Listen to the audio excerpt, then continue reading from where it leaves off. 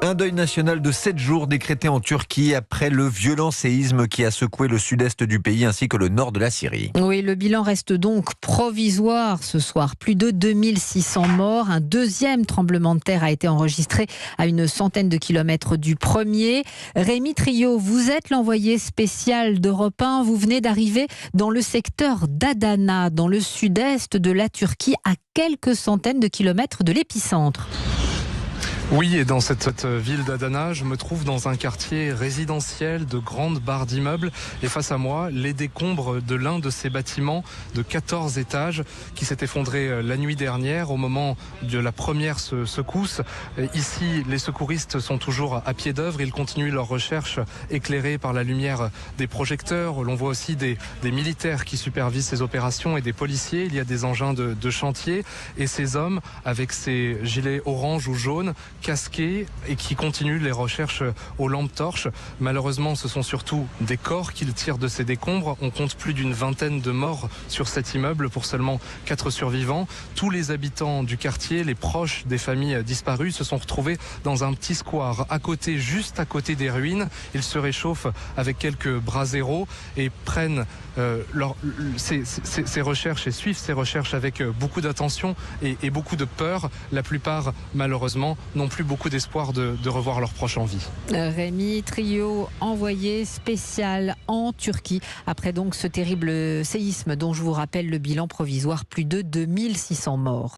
Les recherches se poursuivent actuellement pour retrouver d'éventuels survivants après le séisme de magnitude 7,8 qui a frappé le sud de la Turquie ainsi que la Syrie. La solidarité internationale s'organise.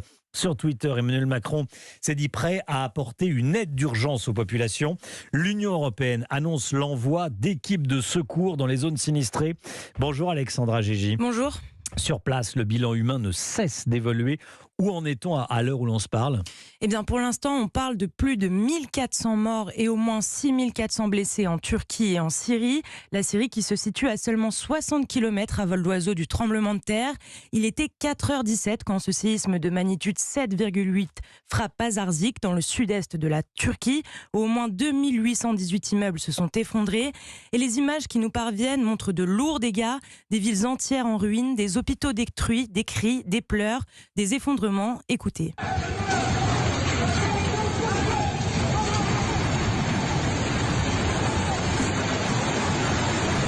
Depuis, les secouristes tentent d'extraire les victimes des décombres. Des centaines de familles seraient encore coincées, comme les proches de cet homme en détresse.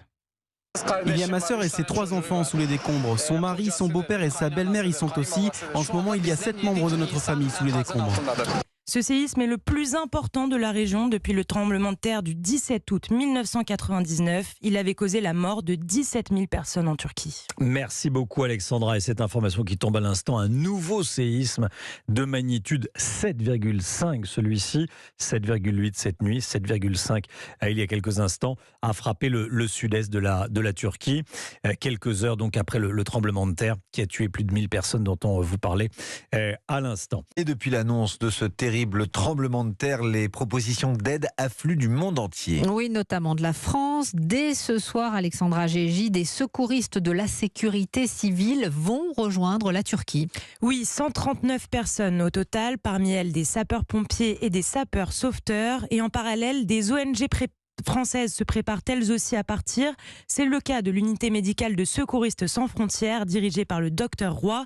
Il attend le feu vert de la Turquie et de l'OMS pour envoyer une vingtaine de personnes. La première demande, c'était surtout sur des hôpitaux de campagne. On est quand même en capacité de faire de l'ambulatoire, au moins une centaine de patients par jour. C'est-à-dire qu'on est capable de faire de la consultation pour de la traumatologie, des plaies, des fractures, pathologie médicale. Parce que nous, on est une équipe capable d'aller au plus près de la population pour donner les soins.